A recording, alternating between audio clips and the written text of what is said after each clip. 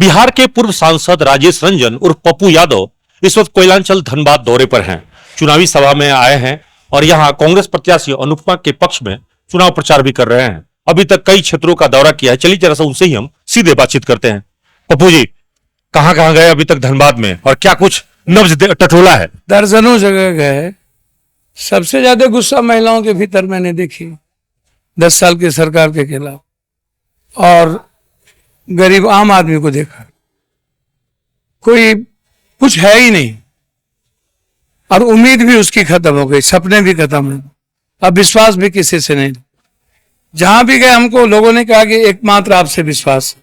आप जब बोल रहे हैं तो हमको आपसे विश्वास है। मैं आपको वादा करता हूं, मैंने कहा कि मैं मजदूरी आपको दूंगा भी, और सूद ब्याज के साथ में अनुपमा जी यदि मूलधन है, मैं सूद ब्याज हूं। अभी जो भी प्रत्याशी उतरा है सबकी गारंटी मोदी जी ले रहे हैं। मैंने पहले ही कहा कि जब अभी इसकी ये भाषा है, आवाज है, ये डर है, जो भी लोग हो। देखिए, पहले तो आप ये समझिए कि हमारा जो संविधान है ना, किसी को डरने नहीं देगी।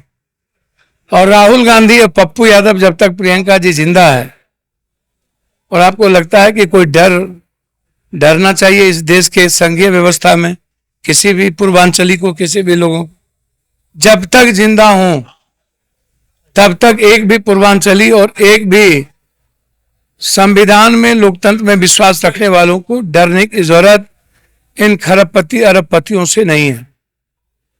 ऐसे बहुत सारे लोग इधर भपकी देते हैं और बीजेपी का कल्चर है, बड़े मियां तो बड़े मियां, छोटे मियां सुभान अल्लाह। हमेशा बीजेपी बांटने की राजनीति करती है।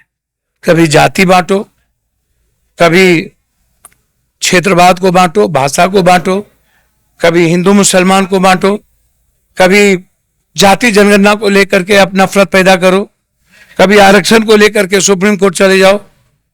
बीजेपी सबसे बड़ा दुश्मन। इस बार देश का मूड क्या है? मुझे तो लगता है कि देश का जो मूड है ना, वो 10 साल में एक भी कोई सुई की फैक्ट्री, बोकारो का तो अस्तित्व मिटता चला जा रहा, टाटा भी लगभग मिटते जा रहे हैं। तो ये जो डबल इंजन की सरकार है, जिसने बोकारो, धनबाद जैसे जगहों पर जहां दुनिया को आकर्षण का केंद्र थी, जहां ना जाने कितनी पिक्चरें बन गई हो, और हिंदुस्तान की इकोनॉमी झारखंड पे गर्व करता हो, वहां सारी फैक्ट्रियां बंद हो जाना और एक बार भी किसी भी तरह के विकास को नहीं करना, आदिवासी गरीब कमजोरों के थाली से दाल, उसके जेब से पैसे निकाल लेना, हजारों रुपए के चीज को 10 रुपए में अदानी अंबानी को देके अरबपति बनाना और हमारी जिंदगी तबाह कर देना।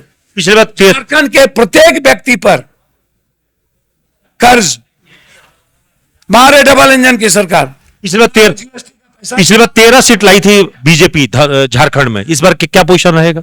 सर, सिंगल डिजिट में निचले पदान पर है, सबसे निचले पदान पर है। झारखंड का मिजाज कंप्लीट है। जो गठबंधन है कांग्रेस के नेतृत्व में, झारखंड की जनता जिसको लूटी ही नहीं है, झारखंड की जनता को गरीब बनाने में और उनकी जिंदगी तबाह करने में, आदिवासी भाइयों की, कमजोरों की, और आम आदमी जिसको डर है कि बीजेपी आ गई तो हमको ये भगा देंगे, यदि वो सुरक्षित हैं तो राहुल गांधी जी के नेतृत्व में। तो राजेंद्र बाबू की बहू का आशीर्वाद मिलेगा? पूरा झारखंड, पूरा धनबाद अच्छे लोगों को आशीर्वाद देती है। राजेंद्र बाबू की बहू हमारी बहू है और वो मेरी बेटी की तरह है। मैं बाप के तरह सेवा करूंगा। यदि मेरी बेटी जीत के जाती है तो मैं वचन देता हूं, दिल्ली, पटना और रांची, उनके हस्बैंड जो मेरे लिए पुत्रवत है, वो क्या करेंगे मुझे नहीं पता, लेकिन मैं हर जगह झारखंड के लोगों की सेवा करूं। तो आप सुन रहे थे पप्पू जी को जो बता रहे थे, इस वक्त में अनुपमा के पक्ष में प्रचार प्रसार करने के लिए धनबाद आए हुए हैं और उन्हें पूरा भरोसा है कि इस बार कांग्रेस प्रत्याशी अनुपमा की जीत जरूर होगी। सहयोगी सोनू के साथ Kunwar Abhishek Singh, news ANP, Dhanbad. Ashrafi cancer institute सभी सुविधाओं से परिपूर्ण कैंसर चिकित्सा का एकमात्र विश्वसनीय प्रतिष्ठान अब धनबाद में एक ही छत के नीचे सभी प्रकार का इलाज जैसे अत्याधुनिक रेडियोथेरेपी मशीन, साथ में पेट स्कैन, मेमोग्राफी और अन्य सभी प्रकार के जांच की सुविधाएं उपलब्ध। वही तरीका वही इलाज अब अशरफी कैंसर इंस्टीट्यूट धनबाद में।